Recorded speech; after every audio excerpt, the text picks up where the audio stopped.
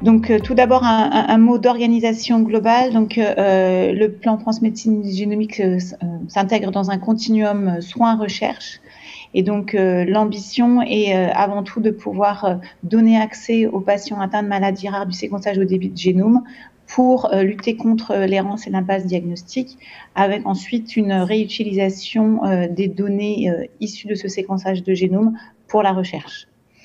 Il s'appuie sur différentes actions transversales, à la fois des groupes de travail dédiés aux aspects éthiques et réglementaires, une étude médico-économique, des actions de formation, des actions de communication, et je vous donnerai quelques nouvelles récentes, et puis une collaboration internationale qui se met progressivement en place. Donc, actuellement, il y a 2 laboratoires qui sont maintenant déterminés, que je ne présenterai plus. Je pense que vous avez tous entendu parler de Sequoia et d'Oragen. Une soixantaine de préindications qui ont été déterminées avec 2 vagues successives, dont 51 dédiées aux maladies rares. On attend actuellement comme objectif environ 17 000 patients atteints de maladies rares par an. Et il y a une 3e phase de validation de préindication qui vient d'être lancée, donc où il est possible de resoumettre des thématiques. Et donc, on attend les dossiers de ces nouvelles demandes pour le 16 décembre. Donc, le parcours de soins, c'est toujours le même, et un parcours générique qui a été déterminé, et puis ensuite qui s'adapte pour chaque préindication. Donc, on commence par une consultation médicale d'information. L'indication est validée en RCP par des coordonnateurs de RCP. Une fois que l'indication chez le patient est validée, il y a une prescription en ligne qui est effectuée, les prélèvements sanguins, l'envoi des échantillons à Sequoia et Oragen en fonction de votre territoire géographique. Lorsque il y a besoin, il peut y avoir une discussion des variations d'intérêt lors de réunions de concertation clinico-biologique, et enfin une RCP d'aval pour les préconisations de prise en charge, lorsqu'il y a des préconisations de prise en charge qui sont déterminées suite aux résultats génétiques. Et évidemment, la finalité est un compte-rendu de biologie médicale, puisqu'on s'inscrit dans le diagnostic qui est rendu au prescripteur, qui ensuite va pouvoir lui-même rendre le résultat au patient. Donc, toutes les informations de ces différentes préindications sont disponibles sur le site internet. Dans le cadre de votre filière, je ne présenterai plus la préindication génodermatose. Donc, sur le site internet, ça se présente de la façon suivante. Vous avez les référents de la préindication qui peuvent être contactés en cas de question, soit les cliniciens ou les biologistes, la présentation de la préindication, les critères de prescription, donc éventuellement les autres bilans étiologiques ou d'imagerie ou même biologiques qui doivent être effectués avant de discuter du dossier en RCP. Vous avez également cet organigramme qui vous permet de déterminer quand est-ce que vous allez plutôt au panel ou quand est-ce que vous allez plutôt au génome, et dans quel ordre. Et puis les coordonnées des personnes qui sont en charge des RCP auxquelles vous pouvez vous adresser. Donc, quelques notions d'activité et puis aussi d'amélioration qu'on a pu mettre en place au cours de l'année précédente. Donc, si on regarde les données globales, on voit que cette année, eh bien, en 2021, si on extrapole les 3741 prescriptions qui ont eu lieu sur les 10 premiers mois à 12 mois de l'année, eh bien, on aura doublé, en fait, en 2021, le nombre de prescriptions par rapport à ce qui avait été fait jusqu'à fin 2020, c'est-à-dire en gros 18 mois, puisque ça a ouvert à peu près en 2019. L'amélioration du nombre de comptes rendus est également de plus en plus intéressante. Donc, vous voyez sur ces courbes, en fait, l'augmentation qui est extrêmement linéaire et qui va sans doute s'accélérer rapidement, puisque à partir de janvier prochain, la déficience intellectuelle sera ouverte sur l'ensemble du territoire, et c'est l'une des files actives les plus importantes. Pour l'instant, elle s'ouvrait progressivement tant que le projet pilote DEFIDIAG n'était pas terminé pour les patients déjà explorés. Donc, voilà un peu aussi comment on en est en termes de répartition des prescriptions par préindication. Alors, cet histogramme ne se lit pas en valeur absolue, c'est volontaire parce qu'il y a des préindications qui ont des files actives extrêmement élevées annoncées avec plus de 1000 patients, et puis d'autres avec des files actives aux alentours de 50 et 100. Et donc, si on vous mettait en valeur absolue, ça ferait un histogramme absolument illisible et puis pas très intéressant. Donc, on a préféré présenter ces données en termes de pourcentage de valeur cible annoncée dans le dossier déposé à la HAS pour les préindications. Donc vous voyez qu'il y a des préindications qui ont déjà atteint la file active qu'ils avaient annoncée, voire même certains l'ont dépassé. Et donc je vous ai mis l'endroit où était localisé génodermatose. Donc pour l'instant, vous êtes à peu près, semble-t-il, à la moitié de la file active que vous aviez annoncée, ce qui se retrouve dans les chiffres, puisque vous aviez annoncé 100 dossiers par an, et que, eh bien, il y a eu 49 prescriptions qui ont été faites jusqu'à présent, dont la majorité en 2021, le temps de se mettre en route. Il y a 7 dossiers qui sont actuellement en attente de complément d'information, 14 qui sont en cours de séquençage, 23 en cours d'interprétation et 5 résultats qui ont été rendus. Et donc, vous aurez des exemples tout à l'heure qui vont vous être présentés par Dominique Vidot de résultats intéressants qu'ont pu trouver Sequoia. Donc, quelles sont les actions qui ont été mises en place au niveau national et évidemment avec Sequoia et Oragène? Alors, tout d'abord, la première action a été de déployer des aides à la prescription. Donc, il y a eu pour les maladies rares 24 équivalents de temps plein d'assistants de prescription qui ont été progressivement déployés sur le territoire, financés par le PNMR 3 pour une année, et on est en cours d'évaluation et plus que d'évaluation, de définir les modalités pour poursuivre en fait ce financement et l'étendre en fait à la fois aux maladies rares et au cancer, et donc avec un doublement de l'effectif sur l'ensemble du territoire, et également pour éviter le fait qu'actuellement certains assistants de prescription en fait sont dédiés à plusieurs villes, ce qui ne facilite pas les choses. Donc ça, c'est en cours d'instruction. On devrait pouvoir avoir les conclusions en fin de cette instruction avant la fin de l'année. Donc l'autre mesure a été la mise en place d'une phase pilote de RCP de génomique pour les maladies rares. Donc qu'est-ce que c'est qu'une RCP de génomique? En fait, ce sont des RCP locales qui permettent de valider toutes les préindications.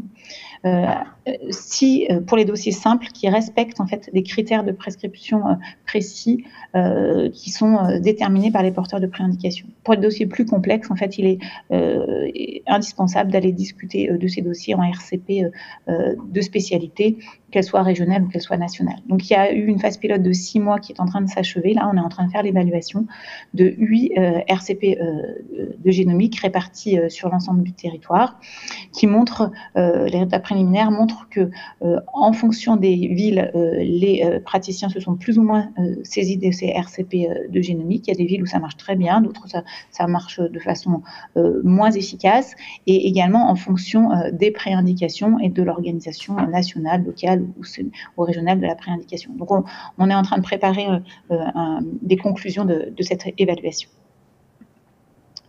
Ensuite, il y a eu une mobilisation importante pour l'aide à l'interprétation clinico-biologique, c'est-à-dire qu'on a fait un recensement des personnes qui seraient volontaires pour interpréter sur Sequoia et Oragène dans les GCS et au-delà des GCS. Il y a eu plus de 500 volontaires qui se sont annoncés quand on prend maladies rares et cancers tout confondus, issus de 44 établissements de santé. Donc, il y a eu en parallèle une convention cadre qui a été établie par la DGOS pour pouvoir solliciter les biologistes extérieurs avec des modalités de défraiement. Et donc, actuellement, il y a plus de 200 biologistes qui sont habilités pour l'interprétation sur Sequoia et Oragène, que ce soit intra ou extra GCS. Et il y a des nouvelles formations, nouvelles habilitations qui sont en cours et qui sont prévues dans les mois qui viennent. L'idée étant évidemment de pouvoir s'appuyer sur toutes les forces vives qui souhaitent participer et de pouvoir également bénéficier d'expertises historiques dans les domaines spécifiques. Donc, l'une des autres actions, cette fois-ci, est plutôt tournée vers le prescripteur, c'est-à-dire c'est un projet d'interopérabilité des données génomiques. Le concept est le suivant, c'est de faciliter les flux de données, notamment les flux cliniques, et d'éviter la saisie multiple des éléments cliniques dans les outils, afin de ne pas perdre en information, puisque plus on va se saisir dans des outils différents, moins peut-être on va être rigoureux dans la saisie.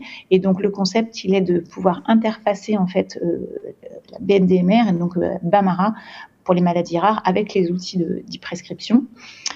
Et puis pour la cancérologie, c'est d'interfacer le dossier communicant de cancérologie. Donc il y a une définition d'un schéma global qui a été mis en place et il y a un groupe de travail en fait qui est dédié à voir comment on va pouvoir organiser cette interopérabilité dans les mois qui viennent. Et puis enfin, on a émis des recommandations qui sont dédiées au parcours génomique, que ce soit pour déjà demander que le plus possible il y ait des trios, comment on doit organiser les RCP d'amont, la gestion des données constitutionnelles, comment on prescrit chez des fœtus, et puis l'organisation des circuits post-analytiques avec la mise en place de ces RICB, comme je vous le disais. L'un des enjeux du plan, en plus de ce parcours de soins et de faire du diagnostic pour les patients, évidemment, va être la réanalyse des données, que ce soit dans un cadre de diagnostic, c'est-à-dire comment mettons au bout de 18 mois, de 2 ans, à jour les données pour les réanalyser toujours, pour essayer de refaire un diagnostic pour les patients pour lesquels il y a eu un diagnostic non conclusif qui a été rendu. Donc, il y a un groupe de travail qui a été mis en place, qui a commencé à travailler pour définir la stratégie et les outils à déployer à l'échelle nationale, à la fois pour la réanalyse des données produites, pour la constitution d'une base de données nationale qui permettra plus facilement d'interroger les données, notamment pour la recherche, et puis comment on partage les variations à l'échelle nationale et internationale. Donc maintenant, quelques actions transversales récentes. Tout d'abord, il y a un travail de simplification qui est en cours pour les notices d'information pour les patients. Ce travail, en fait, a pour objectif de permettre aux patients de plus facilement accéder à l'information. Donc, ça a été fait en fait avec les groupes de travail de patients et d'associations de patients.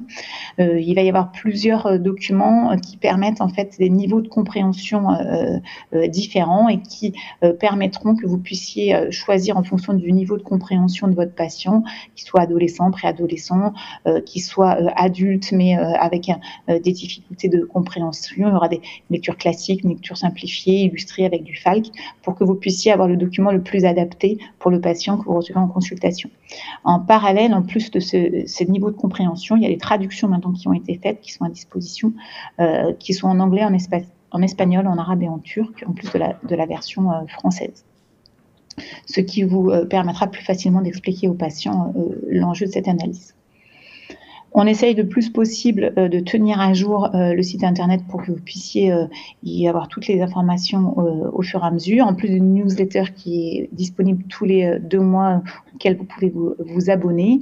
Et puis pour l'année 2022, on lance une grande campagne de communication pour les congrès nationaux des spécialités qui le souhaitent. Donc, votre filière a été contactée. On peut vous aider sur des abstracts et puis on fait des posters ou des kakimonos en fonction de ce que vous souhaitez pour pouvoir mettre sur les stands notamment des congrès auxquels la filière va participer.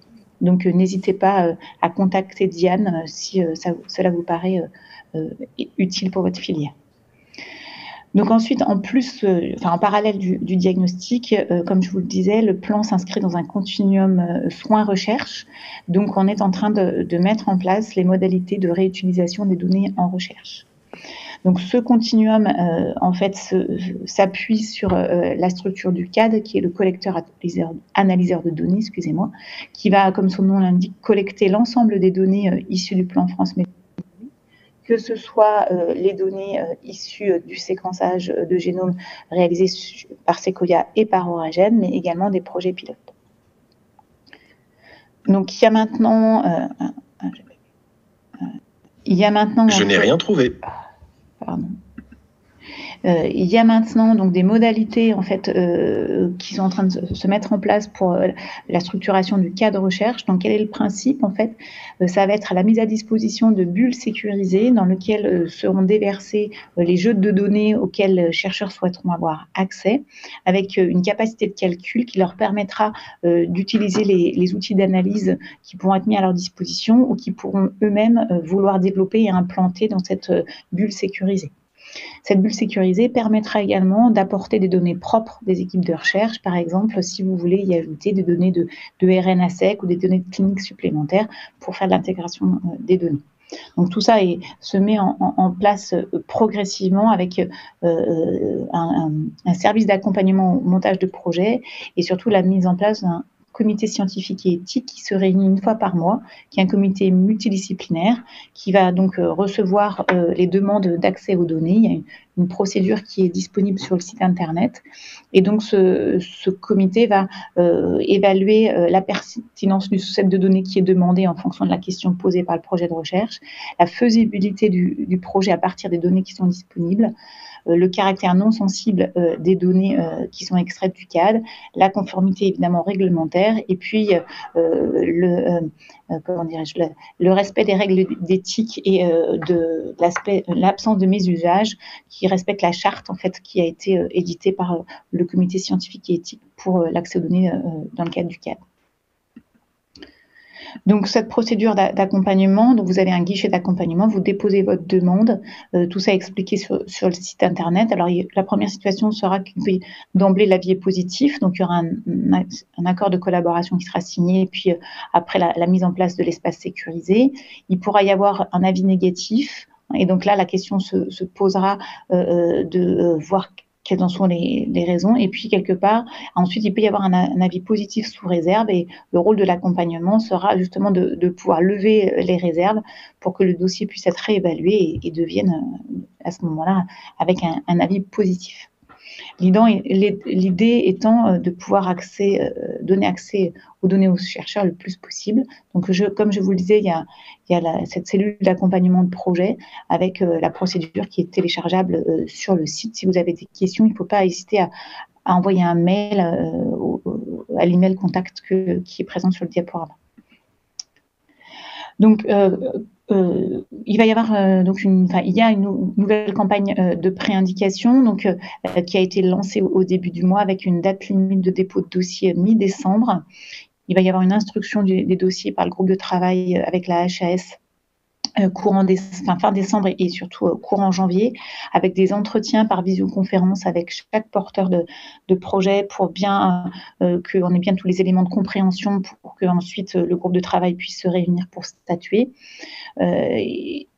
Normalement, si on arrive à tenir bien le calendrier, on devrait pouvoir valider les nouvelles préindications au COMOP du plan Transmédecine Génomique du 9 février, ce qui permettrait de pouvoir les lancer courant février. J'en ai terminé. Je voulais qu'il y ait un peu un temps de questions. Je suis à votre disposition maintenant pour les questions. Ce sera sans doute beaucoup plus intéressant pour vous de pouvoir poser les questions que vous souhaitez. Merci beaucoup, Christelle. C'est Dominique Vidot. Christine a dû s'absenter un petit moment. Merci beaucoup pour ton intervention et puis toutes ces informations très, très intéressantes. Je crois qu'on n'a pas de questions sur le chat. Est-ce qu'il y a des questions dans la salle? Ismaïl.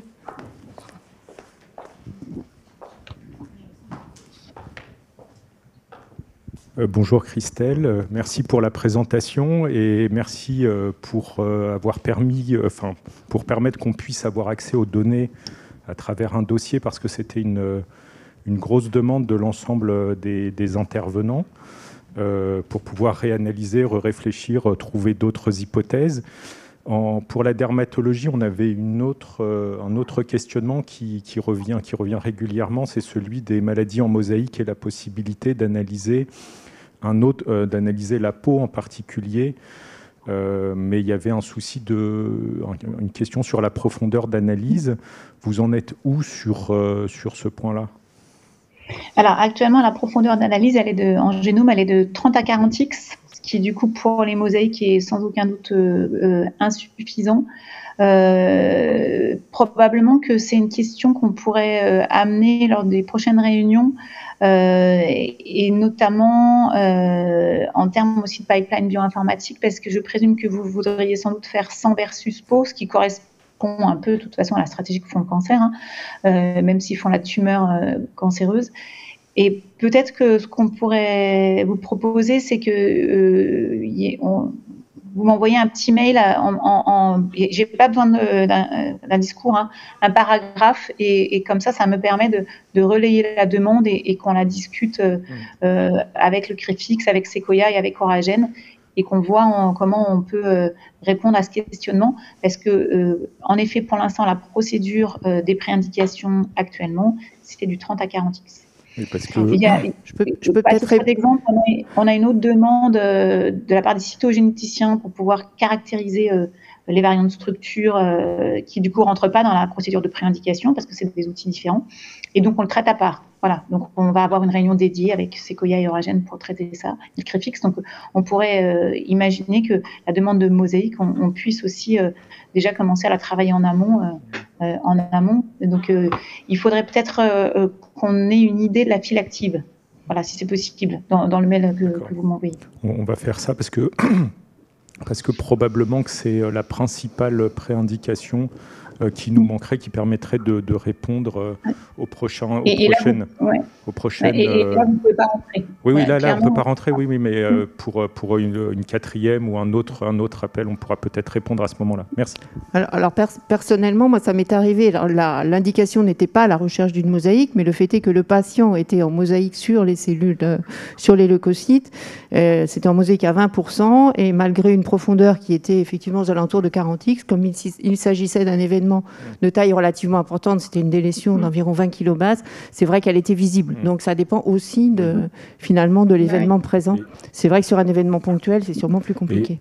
Et on a une deuxième préindication qui sont les neurofibromatoses. Parce que là, dans la préindication qui est associée à notre filière, il y a noté génodermatose, il y a génodermatose et NF comme deuxième préindication qui fait partie de notre filière. C'était juste pour préciser ce point-là.